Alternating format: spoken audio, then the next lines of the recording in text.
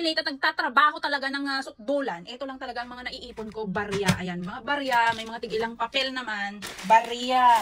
At alam mo kung saan ko to ginagamit, panukli lang din naman to sa mga suki ko. Sa GCash, pagpapaload ganyan. Pero alam mo ba kung ano nakakalungkot?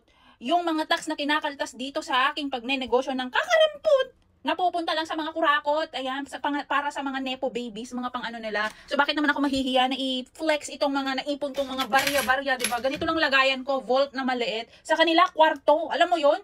Etong ganito, hindi na magkakasya yung mga kaperahan na pinagnanakaw nila. Ayan. Ito po ang safe vault pala. Dito ko tinatago naman yung mga valuables ko, mga barya, ganyan, mga konti lang na naipon-ipon ko mula pa nung nagtatrabaho ako abroad, ganyan, hanggang sa pag-uwi, hanggang sa, ayan. Di ba mga barya lang? Ang bigat.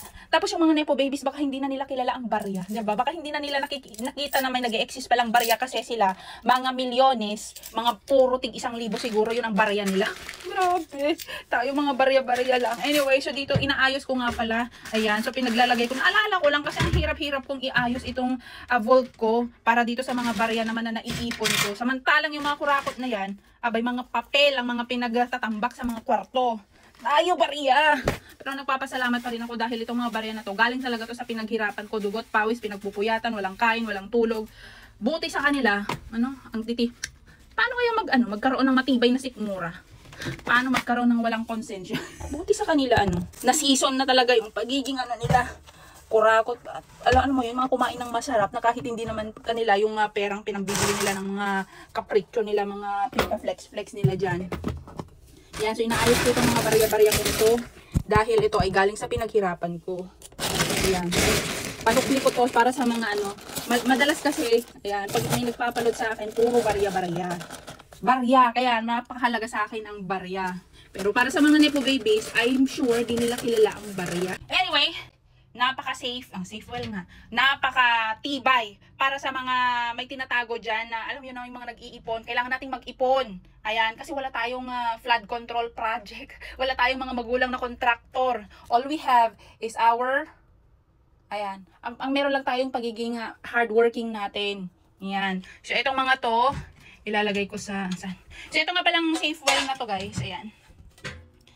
Dalawang layer ko sa baba, diyan ko na lang nilagay yung mga barya. Tapos dito sa taas, wala, ilagay ko pa kaya ito. Medyo manipis itong second layer niya kasi dito lang naman to sa loob. Pero itong labas niya talagang matibay na bakal yan. Siyempre makita nyo yung presyo, alam nyo talagang durable ito kasi sa presyo pa lang. Bumili kayo ng ganito nyo guys, dito nyo itago yung mga hard-earned money nyo hard-earned money nyo kasi wala tayong mga contractor na mga magulang. Wala tayong mga corrupt na magulang. Ayan, anyway, so lalagay ko doon yung mga barya na yan. Kasi kapag nabitin yung nasa cash drawer ko, dito ako kukuha. So doon na lang yun. Para may madukot ako pag may nagpa-cash out. Puro barya lang ako guys. Ay nakita nyo naman, puro barya lang kaperahan ko. Para naman hindi nakakahiya sa akin mga customer na kapag meron silang pera, tas may panukli agad ako. Ganun ang gusto ko pag may nagpa-load sa akin, agad-agad nasusuklihan ko. Kaya gusto ko may barya palagi. Ayan. So ganyan na lang. Yeah. Tapos, syempre yung mga jewelry ko. Alam mo tong jewelry ko? Ito lang yung laman ha. Nakakahiya naman sa mga nepo babies. Milyones yung kanilang mga nakabalandra sa kanilang leeg, mga singsing ganyan. Pero ako, ito lang, isang kwintas. Wedding ring namin ng asawa ko, hindi ko pa sinusuot.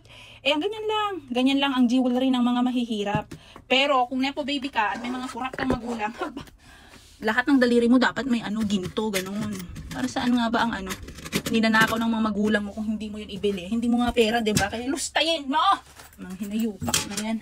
Anyway, so ayan lang po naman ang aking vault. Mostly barya. Panukli ko yan sa mga customer ko. Napakatibay nito. Napaka-solid talaga ng safe vault na to guys.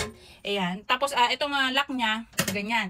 Kahit alam mo yung code nito, kung wala kang susi, di mo mabubuksan. Kahit naman may susi ka, kung hindi mo rin alam yung password niya, hindi mo rin mabubuksan. So these two should go together. Dapat alam mo yung code plus may susi ka para mabuksan mo. Ganyan ka-safe itong safe well na to. Nabili ko lang to online. And nung nabili ko to, 5,000. Ganon yung presyo nito. Di ko lang sure kung magkano na lang to ngayon kasi minsan umaabot hanggang 4,000 to yung presyo niya. Ayan. Kung gusto niyo makabili ng ganito ha, ilalagay ko lang dito sa aking yellow basket, dito sa aking video para naman ma-secure niyo yung mga pinaghirapan niyo at hindi baka pati yung mga nandyan sa barya natin, nanakawin pa ng mga kurap na. So yun lamang. Bye!